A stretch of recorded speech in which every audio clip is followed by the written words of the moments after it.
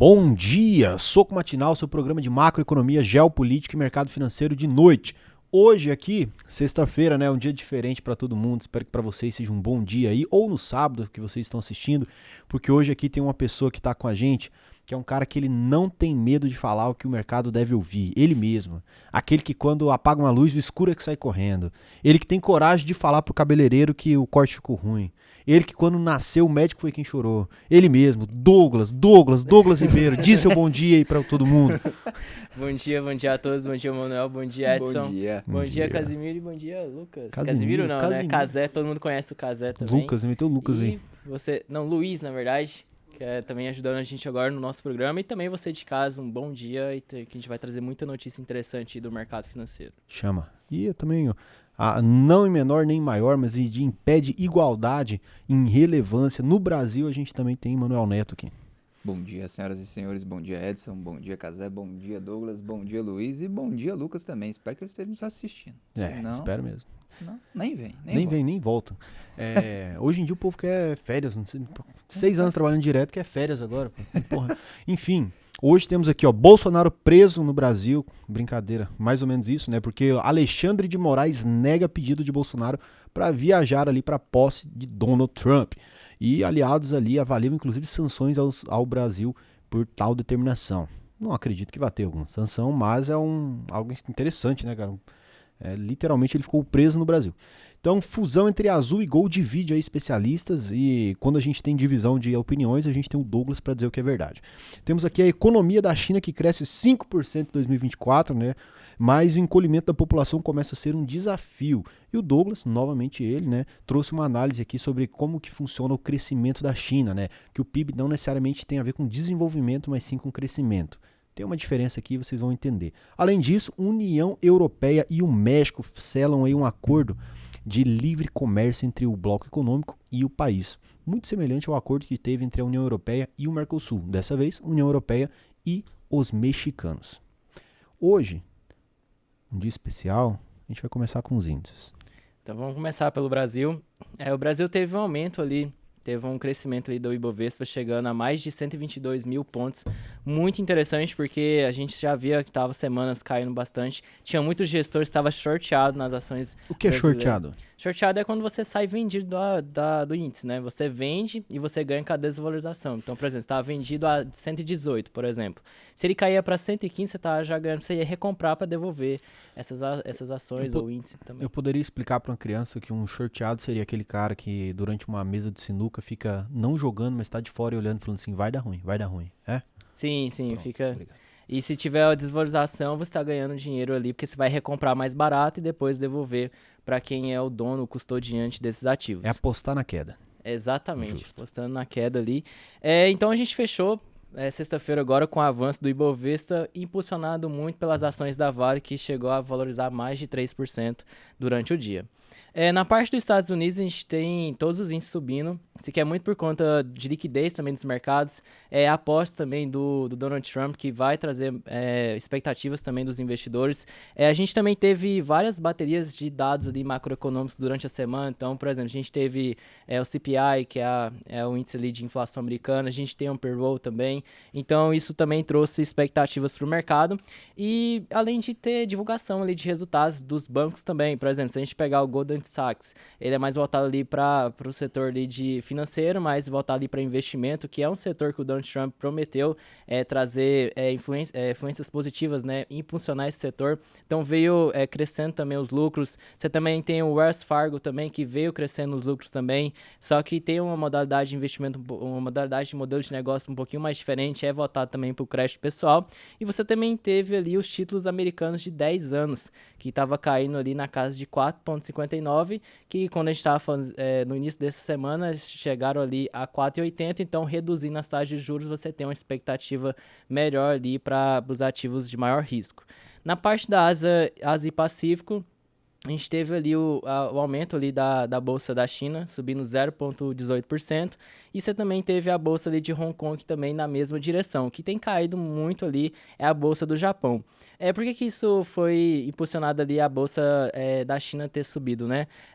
Você teve ali o reporte mesmo dos resultados do PIB, que a gente vai trazer mais informações relacionadas a isso, que cresceu acima também das expectativas. Então isso ajudou bastante ali a melhorar ali pelo menos os índices de acionários ali da China. E você também teve dados bem interessantes das vendas de varejo chinês, porque você teve um crescimento de 3,7% em dezembro, o mercado estava prevendo 3,5%, e também a produção industrial também da China cresceu 6,2%, e você tinha uma expectativa do mercado de 5,4%. Na parte da Europa, a gente também tem todos os índices subindo. Isso que é muito por conta também das questões ali dos Estados Unidos, tem muita liquidez também, então isso puxou os mercados ali da Europa. E a parte agora de commodities, a gente também tem todos os índices subindo também. Queria colocar um destaque maior pelo petróleo Brent, subindo 0,50%, chegando a 81,70. Pela manhã também, mais cedo, tinha batido algo em torno de $83. Então, quando a gente pegou os fechamentos para fazer o programa de hoje, estava algo em torno de $81,70 o barril, que isso ajuda muito ali as petrolíferas, e também é um setor que o Donald Trump tem trabalhado mais ali para fortalecer essa parte da commodity. E finalizando agora a parte de moedas e cripto, queria colocar um destaque maior para o Bitcoin, que estava subindo 3,98%, chegando a mais de $104 mil, que é um setor também que tem boas expectativas agora com a posse do Donald Trump, e também de desenvolver mais esse setor via ETF, novos projetos também que pode ajudar ali aos investidores de criptomoeda. Agora o Bitcoin não para mais de subir. Semana passada ele ia falir, né? Agora a gente percebe aí que o céu é o limite. Também temos aí, então, antes de tudo, né? Sexta-feira é um bom dia para você dar uma animação. Fala alguma coisa boa aí pro pessoal, Manuel. Um recado bom aí para começar uma sexta-feira. O pessoal vai estar no sábado assistindo isso também. O pessoal gosta muito da sua voz de Sasuke. Fala um abraço aí para todo mundo. Aí. Sou o Sasuke. Sexta muito abençoada. Tá bom, tá bom, tá bom. Então vamos lá, vamos começar então logo com notícia internacional, para não passar mais por isso, né? A economia da China cresce aí 5% em 2024, né? Mas o encolhimento da população começa a ser aí um desafio. Então 5% de crescimento da economia. Se fosse no Brasil, que maravilha que seria 5%, hein? Bateu a meta, né? O governo ali sempre falou que tem que manter o crescimento de 5%, apesar de ter sido um crescimento menor em décadas em relação até mesmo o ano anterior, né? 2023, que foi 5,2%. Por que teve aí esse crescimento levemente tímido dentro dos padrões chineses? É claro, um crescimento de 5% é um crescimento bem robusto, mas para países emergentes, principalmente como a China, que vinham sempre de crescimento aí de forma bem expressiva, esse crescimento de 5% é considerado relativamente baixo para o que o dragão asiático ali vinha entregando. E teve ali muito a questão ainda da crise imobiliária, que teve ali um relevante fator aí para jogar o crescimento do PIB aí relativamente para baixo.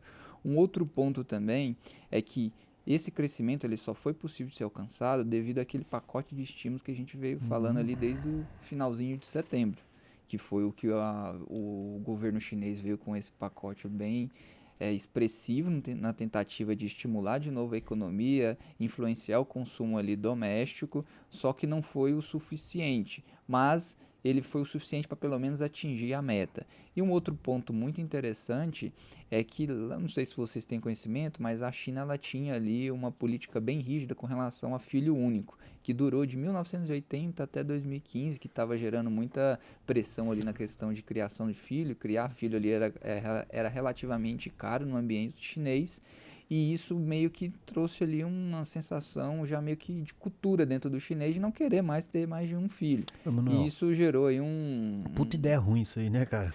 Não, de verdade, vamos pensar. Como é que você limita um casal a ter um filho, aí depois você tem uma crise demográfica, cara? Acabou. Os caras pensaram assim, muito pequeno, porque é natural que quando você está no movimento de expansão populacional e ao mesmo tempo expansão econômica, vai aumentar. Não tem como, seu custo ali vai aumentar. Só que eles pensaram só no de curto prazo, é aquela velha fator que a gente fala, os governantes só pensam, parece que eles são míopes, só olha aqui para um curto período de tempo e não vê qual que é o problema lá na frente. E esse problema foi muito grave, porque depois de 2015 tirou vamos dizer assim, essa proibição de ter mais de um filho financiado pelo governo, vamos dizer assim, e agora você não está conseguindo reativar. Por quê? O jovem não está querendo ter mais de um filho, porque os custos são altos e ele vê a dificuldade que ele tem. Porque hoje na China você tem um nível de escolaridade muito alto. Você tem até concorrência para entrar nas respectivas universidades. Você precisa fazer meio que um concurso para poder ir para uma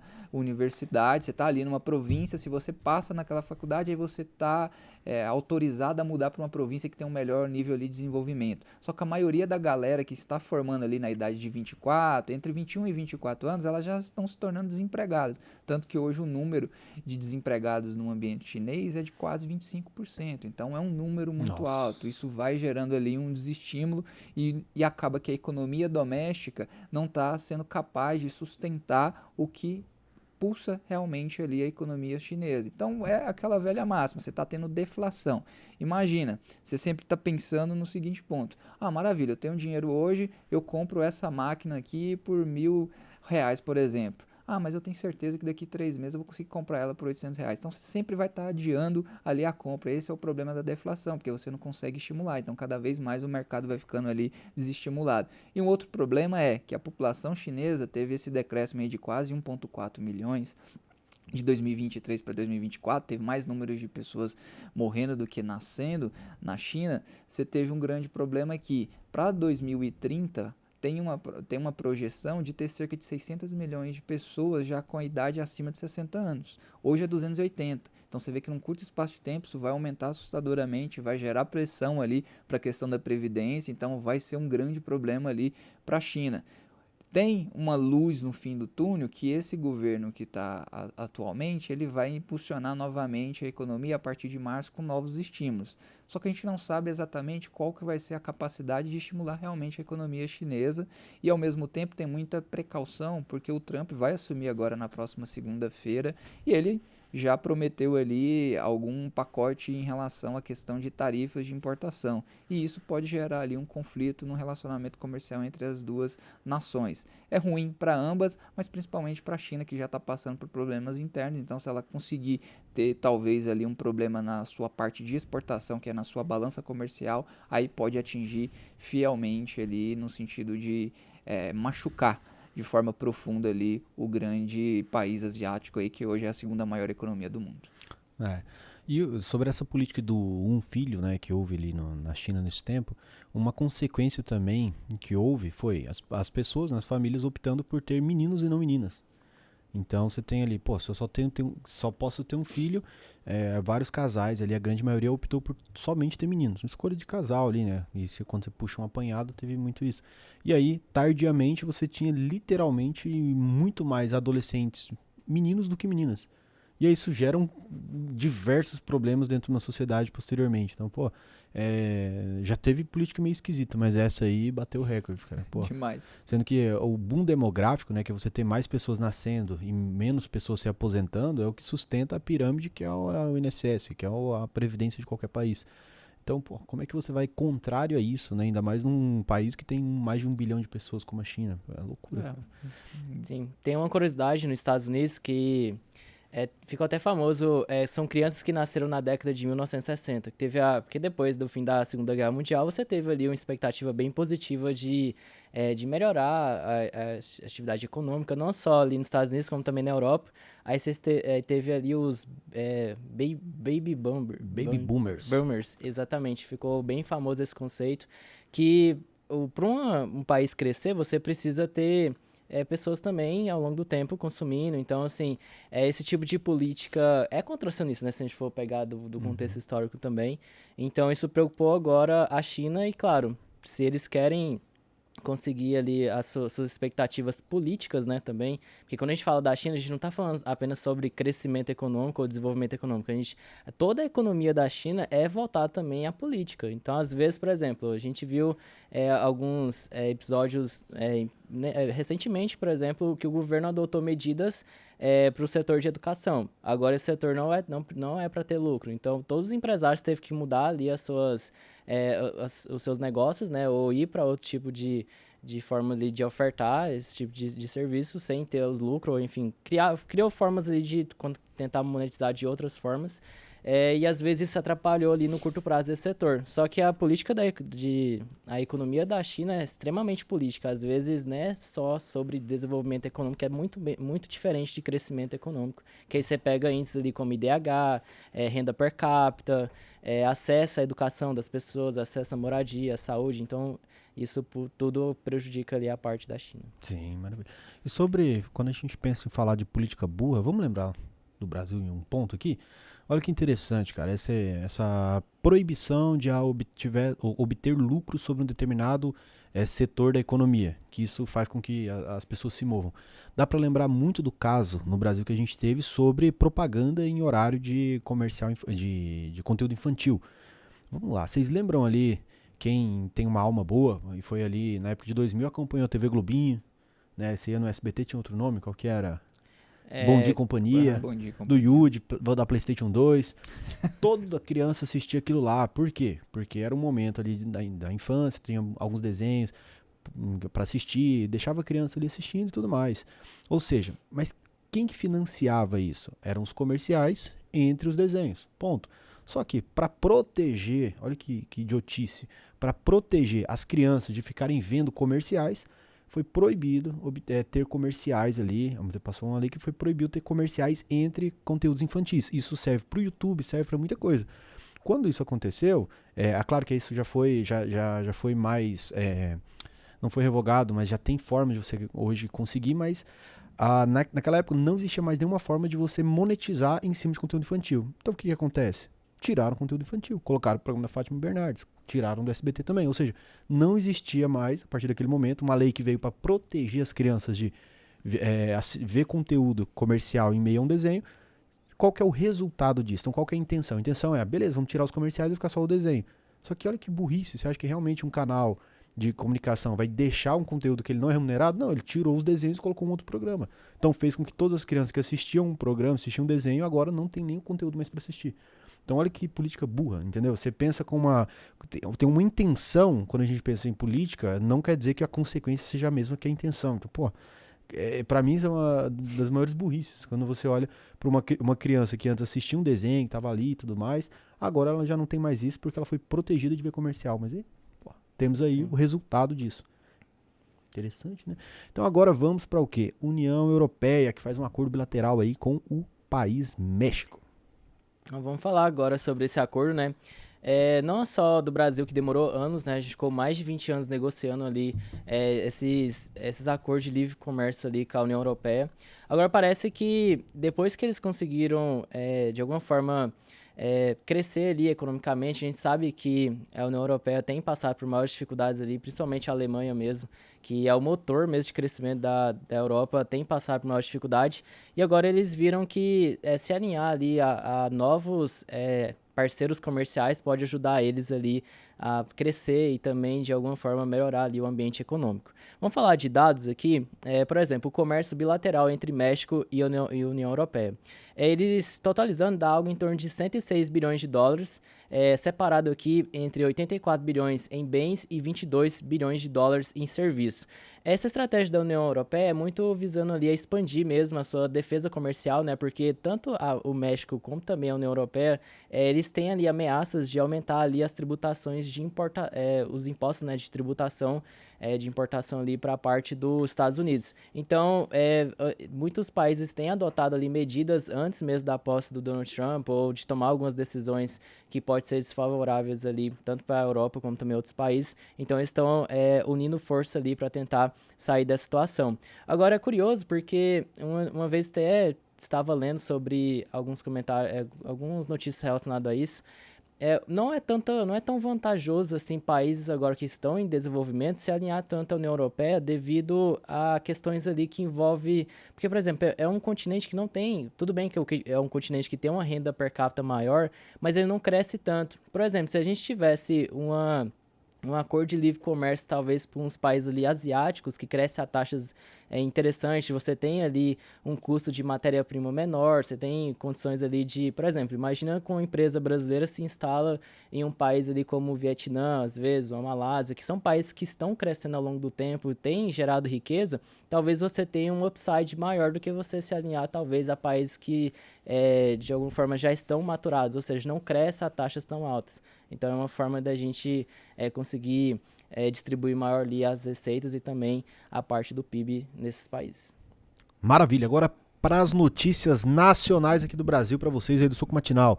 O ministro Alexandre de Moraes, Xandão para os mais íntimos, né, rejeitou aí o pedido de devolução do passaporte de Jair Bolsonaro, né, para que ele possa ali viajar para os Estados Unidos para a posse do seu amiguíssimo presidente Donald Trump agora.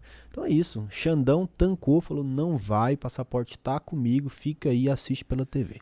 Literalmente está preso no Brasil. Tá preso no né? Brasil. Não pode sair. Vitão podia colocar Bolsonaro preso no Brasil, aí dá uma explicaçãozinha pequena explicação, assim. Literalmente ele não tá podendo sair agora. Realmente. E será que vai ter implicação para nós? Para o Brasil, quando eu falo nós aí, no sentido de talvez ter alguma questão de um olhar diferente do Trump, porque ele já tem um olhar diferente para o Brasil, principalmente porque quem está hoje no atual governo não é muito, vamos dizer assim, coligado com o que ele tem aí de ideias para a governança. Então a gente tem um ponto aí de interrogação. E por que que esse pedido ele foi negado? Segundo o STF ali, ele não teve comprovação oficial que esse convite recebeu. Aí tem 2 pontos. Será que realmente é só isso, por não ter a comprovação oficial do convite? Ou tem alguma outra questão ali politizada nessa decisão? E o segundo ponto é, será que o Bolsonaro não tem também um livre acesso ali para pedir para o Trump? Manda um e-mail aí para mim, oficializando o convite. Será que... não sei. Olha só. Deixa eu sair aí. Mandou um e-mail. Manda um e-mail aí. Pega aí, Bolsonaro, arroba. Meu Deus, que imitação ruim, mano. É isso.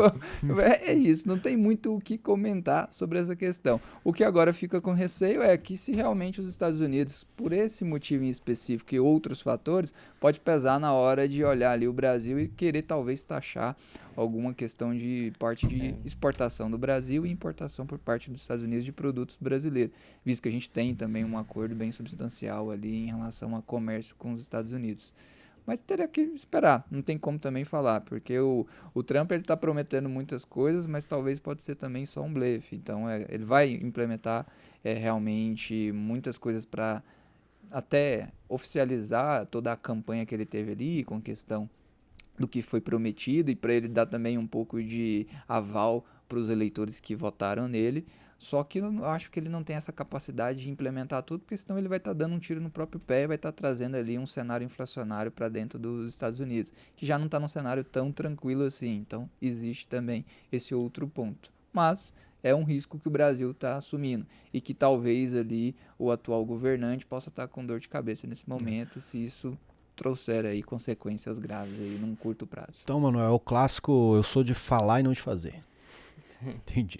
Cara, e tem muita coisa, não tá precificado, né? Igual que as questões que envolvem a Meta, essas questões mesmo de mudanças, né, de privacidade dentro das redes sociais, são assuntos que não tá precificado nem nos nossos ativos, né? Você pode ter uma desvalorização ali muito grande, considerando que pode ter ali um certo enfraquecimento das instituições, enfim, algo que aí envolve mais do que mercado financeiro, né? Só que por conta de tanto cenário que a gente está acontecendo hoje, questão do orçamento que está batendo recorde, déficit nominal, acaba que o mercado ainda não está precificando essas questões e que envolve ministros, personagens políticos importantes, questões externas também, empresários como o Elon Musk mesmo teve problema também no ano passado, então são coisas que não estão sendo tão precificadas, pelo menos no curto prazo que a gente está. Verdade. Corre aí, ó, na boca miúda aí, ó, na boca pequena, corre aí que Arthur Lira pode ser ministro do mapa aí, ó.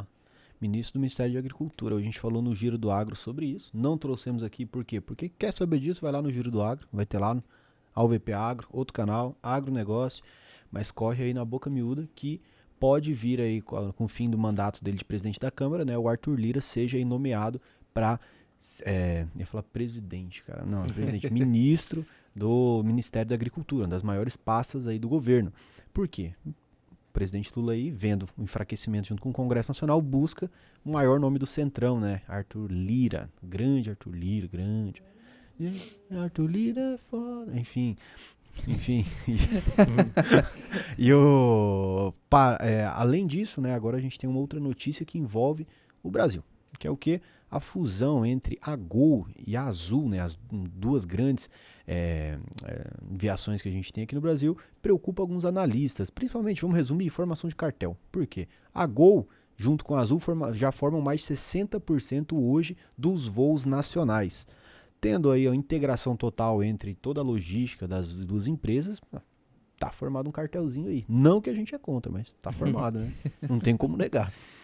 Exatamente, e são duas empresas que têm passado por maiores dificuldades financeiras. Se a gente for falar aqui da Gol, ela teve um prejuízo ali em novembro, novembro do ano passado apenas, de 176 milhões de reais, e também enfrenta ali uma recuperação judicial, enquanto a Azul também está na sua reestruturação financeira. Tanto houve ali acordos, né, de dívidas, tanto da Gol e a Azul, elas conseguiram ali reduzir sua dívida para 5,8 bilhões, junto com a Procuradoria-Geral da Fazenda Nacional, tanto que até o ministro falou que, às vezes, mas sim, essa redução das dívidas pode ser menor do que o prejuízo total que a população teria se caso essas duas empresas fossem à falência. Uma coisa que, isso aqui até trouxe uma análise junto com o Manuel também, é questão ali de sinergias, né? Porque quando uma empresa faz uma fusão, geralmente ela está buscando sinergias, que são energias voltadas ali para o modelo de negócio. E o que tem prejudicado muito é a questão ali do modelo de frotas, porque tanto a Azul como a Gol têm modelos de negócio diferentes. Por exemplo, a Azul, ela trabalha com aviões ali de menor porte, e também aviões regionais. Então, o modelo também é muito diferente. Por exemplo, você tem a Embraer E195 e a Embraer E190, que são aeronaves totalmente diferentes da proposta da Gol, que trabalha com aviões mais de grande porte. Geralmente são os Boeing 737. Então, assim, são uma sinergia que não existe. Então, por exemplo, uma empresa como as duas fazendo essa fusão, talvez você vai aumentar ainda mais o capex dessas empresas, ou seja, comprando mais máquinas, equipamentos, ou fazendo manutenção. A gente sabe que essas empresas sofrem muito com leasing, que é a parte ali, como se fosse o aluguel mesmo dessas aeronaves. Então, assim, é uma fusão que demorou um tempo para ser constituída, e parece que agora que vai acontecer, parece que já tem ali uma certa dificuldade, pelo menos na operação da empresa. Maravilha. Quando o Douglas falou em CAPEX, você pode resumir para uma criança que é o mundo velho de coisas da empresa, né? Então seria o quê? O que é um CAPEX? Se você tem uma loja, o estoque é o CAPEX, a cadeira é o CAPEX, tudo que envolve gasto diretamente com produtos que você vai ter que utilizar na operação pode ser considerado um CAPEX. Então faz sentido mesmo. E você? Comenta aí, que a gente precisa de comentário. O que você acha? Qual que é a melhor companhia aérea do Brasil hoje? Latam, que hoje era TAM, agora é Latam, a Gol ou a Azul? Nos últimos voos que você teve, qual que foi melhor, qual que foi pior? Qual dessas três aí, que já é um monopólio, todas meio ferradas, porque é um setor ferrado, é como se fosse dois amigos afogando a areia movediça, falando, vamos dar as mãos? Pra ver pra onde a gente vai? É isso. Então, lendo agora os comentários do vídeo anterior, né, a gente pediu aqui ideias para o nosso programa ficar muito melhor, e a gente teve algumas boas ideias aqui, ó, Cazé. A gente teve a Rafaela Lima, né, que disse, imagens... não, calma aí. Imagens dessa conversa já é dinâmica, mas falta mais na parte visual. Se vocês colocassem vídeos ou fotos sobre as notícias, seria perfeito. Boa ideia. Vamos pensar aí, ver se tem orçamento para isso, porque a Selic está muito alta, mas vamos pensar. Também temos o BRNN que disse, boa noite diurno, rapazes.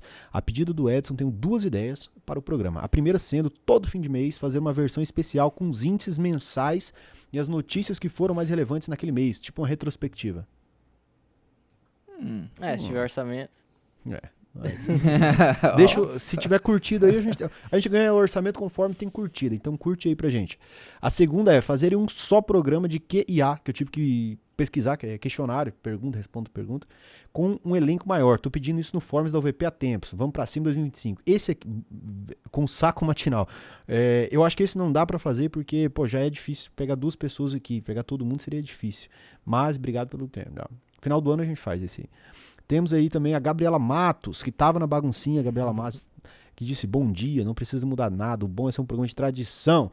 E o Marcos Paulo disse, lavando o Edson assistindo Luz. Tá, só vai, vou parar nesse aqui.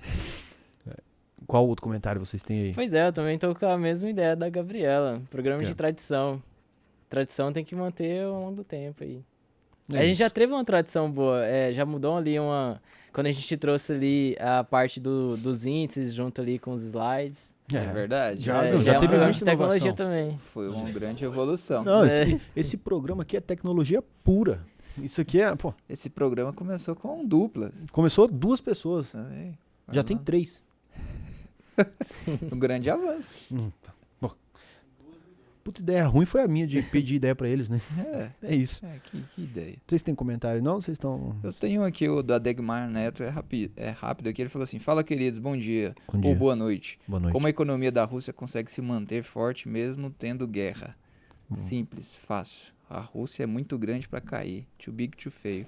Então, é muito complicado de você conseguir eliminar totalmente ali a relevância da Rússia. Tá, beleza, você consegue fazer ali imposição de barreiras, principalmente na parte ali dos sistemas tradicionais de transferência de recursos, como o SWIFT, só que a Rússia tem grandes parceiros, como a Índia e China, e ela tem um dos bens mais preciosos aí, que é a questão do petróleo. Então ela consegue fazer ali a comercialização desses produtos por lá e ao mesmo tempo consegue abastecer ali a sua economia interna com produtos ali. Claro, teve uma inflação ali relativamente alta para o padrão russo, só que mesmo assim ela está conseguindo se manter. E aí depois você pode pesquisar também, que se chama Shadow Fleet, que é uma forma ali de alguns petroleiros meio que na obscuridade ali, que acabam transportando o petróleo aí para outras regiões. E aquela grande teoria da conspiração que ninguém vai falar, ninguém vai ter a coragem de falar isso, mas a China vende o gás para a Índia vende para os Estados Unidos e os Estados Unidos vende para a Europa e todo mundo inflaciona e só o europeu ali que se ferra no final. O que é justo também, né? Vamos pôr a cabo aí, né? E ele tem uma segunda parte, só que essa aqui eu acho que eu vou deixar pra você, Edson, porque esse aqui eu não vou ser imparcial, vou ser totalmente parcial. E se o Brasil resolvesse anexar a Venezuela, qual seria o impacto na economia? Só coisa boa. Já tá, o povo tá descendo de Roraima aí todo dia, desce uma galera de Roraima, já tá anexado, vocês só não Foi sabem. um dos pontos que colocou mesmo, que aqui já tem muito Tá venezuelano. doido, tá descendo, pô, fugindo lá daquele regime insano que tem lá de um cara que nem é presidente que tá lá. Tô nem aí, fala, né? Vai. Pode falar aí, Douglas, seu comentário. Eu também compartilho. Eu acho que até os venezuelanos gostariam mesmo de ter uma liberdade maior do seu país também. Então, se o Brasil fornece... Engraçado, o Brasil historicamente sempre foi um refúgio também. Se a gente for pegar a parte quando esteve em guerra ali na Europa, teve muitas pessoas que vieram para o Brasil. Por isso que tem muitas empresas alemãs aqui no nosso país, empresas que têm um sobrenome europeu, né? Porque o Brasil sempre foi um lugar que sempre abraçou bem as pessoas. Então, realmente, se um dia alguns venezuelanos... A gente é bem-vindo aqui. Aqui a gente tem liberdade. Pô, haitianos, vieram tantos haitianos ali no período de conflito, vieram. Pô, Sim. argentinos em meio à crise também, quantos mudaram ali pra região sudeste. Então, pô, o Brasil é bom pra caramba. O Brasil real é muito bom, essa é a grande verdade. O Brasil real é a base da população, todo mundo. É muito bom, cara. O povo é bom, a gente tem recursos muito bons. O problema do Brasil é o Brasil governamental, estatal, business, staff do Brasil. Aí sim, aí a gente tem um país tendente a melhora. Tem espaço para melhora ali em cima. Mas o Brasil sempre foi um aconchego muito grande para pessoas que estão saindo de seus países. É isso. Exatamente. E algum comentário aí, Douglas? Não tenho nenhum comentário por agora. Você quer que as pessoas que assistem a gente se lasquem também? Não, eu quero mais comentários e mais curtidas e também você possa compartilhar nossos vídeos aí com o grupo de WhatsApp. Isso. Mande no grupo de WhatsApp de comunista. É isso. Então agora vamos para as notícias não tão irrelevantes, né? E aqui a gente tem ela mesma, a Argentina, né? O Banco Central da Argentina anunciou que os intermediários de pagamento, né? Ou seja, as maquininhas de cartão, deverão habilitar transações com cartões de débito em dólares americanos. Então, até o dia 28 de fevereiro. Então, é um grande passo aí para a Argentina e um possível, viu, Bruno? Processo de dolarização da economia. Ontem nós falamos aqui sobre dolarização da economia com o nosso digníssimo Matheus Malheiros e também Guilherme Godoy. O quanto que isso, ou foi ontem, não sei. O quanto que isso cede a outro governo o poder de manipulação monetária da própria moeda, né? Você não tem mais controle da sua base monetária e principalmente da sua dívida, né? Porque querendo ou não, você vai ter ali uma pressão na sua dívida. Mas para essa notícia em específico, é uma das campanhas ali do Milei, que ele tinha feito, que era de dolarizar a economia.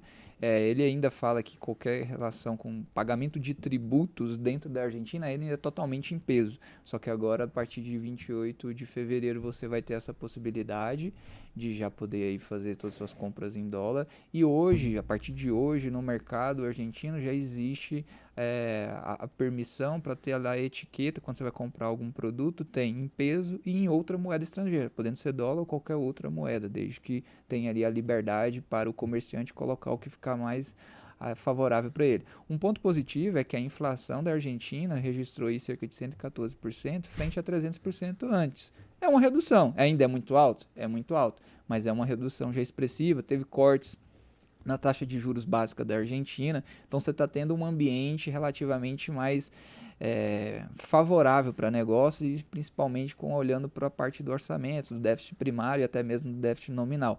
O grande calcanhar de Aquiles hoje da Argentina vai ser essa negociação com o FMI, porque ela precisa acontecer, precisa ter essa renegociação, porque como você tem uma dívida bem expressiva por padrão argentino, se você não tiver essa renegociação, você não consegue dar, por exemplo, vazão a essa implementação dessa possibilidade do mercado decidir qual moeda é melhor para eles, seja o peso ou seja o dólar. E ele também quer meio que liberar ali o controle de capitais e também da moeda, ou seja, ele não vai meio que controlar mais ali a dinâmica da taxa de câmbio. Isso é perigoso. Isso é um ponto muito perigoso, porque se você libera agora muito cedo, você pode ter uma grande necessidade ali, não uma necessidade, mas uma grande corrida por fuga de capital da Argentina. Você vai ter ali o mercado fazendo essa visão e quando você deixa isso tudo livre e não tendo a certeza que realmente essas políticas vão trazer confiança, você pode ter uma grande evasão de recursos e trazendo um grande problema. E aí se isso acontece, qual que é o único recurso que o Banco Central argentino vai ter? Vai ter que aumentar a taxa de juros, vai ter que montar de novo ali algum tipo de controle para conseguir combater esse desequilíbrio na taxa de câmbio da Argentina ali que já sofreu por muitos anos. Agora está tendo um pouco mais de controle, só que isso ainda é muito incipiente no sentido de, tá beleza, é como se você tivesse ali tomado um antibiótico, melhorou, só que você tem que ir e tratar realmente ali o motivo de você ter precisado de tomar um antibiótico. Então, agora a gente tem que esperar para ver se realmente o que ele está projetando e está implementando vai realmente traduzir em um benefício de longo prazo para a Argentina. E falando diretamente para todos os guerreiros de Gondor aí que assistem o programa, pensem bastante antes de se levar para alguma notícia. Eu sempre trago isso para vocês. Por quê? Pô, você tem notícias aí, a Argentina Milei consegue diminuir 50% da inflação argentina. De 300 foi ali para 140, mais ou menos. Sim, 50% menor. Mas ainda é uma inflação de 140% ao ano, entende? Então cuidado com manchetes, muito cuidado. A Argentina vem melhorando? Vem melhorando. A Argentina tá boa? Não. Bem longe de estar boa. É um país onde tem uma inflação de 140%. É um país que ainda tem uma dívida absurda com a FMI e não sabe nem como vai resolver isso, está tentando. É um país onde está pensando inclusive em dolarizar, não porque está melhorando, mas para tentar de alguma forma sair dessa moeda ruim que é o peso argentino. Ou seja, cuidado com manchetes, muito cuidado com manchetes, porque senão você vê de um lado aí, então o Brasil tá capengando e a Argentina tá voando. Não, muito pelo contrário. O Brasil está sofrendo problemas? Sim, como o mundo também inteiro está sofrendo, mas a Argentina, comparado ao Brasil, é muito inferior. A gente tem um país muito maior em território, muito maior em reserva, com PIB muito maior, militarmente muito maior e com uma inflação muito menor. Então, sim, a Argentina tá boa? Tá, mas vai ter que comer muito arroz e feijão ainda para chegar a competir de alguma forma diretamente com o Brasil em alguma coisa. Então, cuidado com manchetes, porque o jornal ele é feito para tentar movimentar a sua emoção, igual a gente também tenta movimentar, mas de alguma forma a gente tenta ser um pouco mais isento aqui. Perfeito. Eu tenho um recado final, hein, se a gente... Pode ser? Posso só dar um recado antes, me permite? Sim. Permitido? Autorizado também? Autorizado, Casé? Maravilha. Quero falar diretamente para você aí do TikTok, que tá fazendo cortes da UVP Capital. Tem um ser humano aí, um bípede de 2 pernas, gente boa, que tá fazendo aí cortes, postando num canal chamado UVP Capital no TikTok. E tá fazendo um trabalho excelente, cara. O cara tá lá, tá com 24 mil inscritos no TikTok. A gente tá tentando comunicar com ele. O Vitão entra em contato, comenta nos vídeos, entra no direct. E o ser humano não responde a gente. Então, se você tá assistindo esse vídeo, você tá tirando o corte desse vídeo, eu quero me comunicar com você. Ô, gente boa, eu quero te pagar, eu quero contratar você, eu quero... Porque você já tá colocando o link. Você já tá fazendo tudo que a gente faria. Pelo menos deixa eu entregar um dinheiro pra você, então. Faz sentido, né? Então responde a bosta do direct aí, por favor. Né? Porque eu já tentei entrar em contato com você de várias formas. Eu sei que você assiste esse programa, então me responde, pô. Responde aí. Manda e-mail, vai no direct, pô, você tem o Instagram, vai no do Raul, vai no meu, vai aqui nos comentários. Você tá assistindo esse programa, a gente tá lá, pô, você tá fazendo um trabalho excepcional, cara. Você é bom nisso. Só tá fazendo de graça. Não tô entendendo, cara. Tem um mês a gente procurando o cara pra entregar dinheiro na mão dele, ele não quer. Então, enfim, tá aí. Esse é o meu recado. Posso um outro recado? Sim. Autorizado? Sim. Autorizado. Casé? Autorizado. Então, beleza. Outro recado. Há 20 minutos antes de começar o programa aí, pra todo mundo desse programa que adora o UFC, a gente acabou de descobrir que Arman Tsarukyan, que lutaria pelo peso leve aí, ó, tá machucado. Que bom que tá machucado, porque quem entra no lugar dele é o brasileiro Renato Moicano, Money Talks aí, ó. Então teremos uma disputa de cinturão amanhã, no sábado, pra um brasileiro batendo em russo. Cara, que coisa boa. Então, se eu fosse casar dinheiro, eu nunca casaria no Moicano, porque eu acho que ele não consegue ganhar, mas pelo menos tá tentando, tá com o peso batido, 70.7 ali, então vai pra cima, Moicano.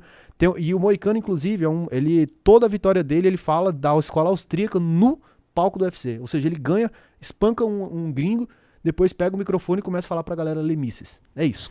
Então, que bom teremos aí um brasileiro batendo em gringo. Isso é que todo mundo queria ouvir. Todo mundo que gosta de UFC, né? Beleza. Boa, meu recado final, então, é sobre a posse do Trump, mas também sobre a data.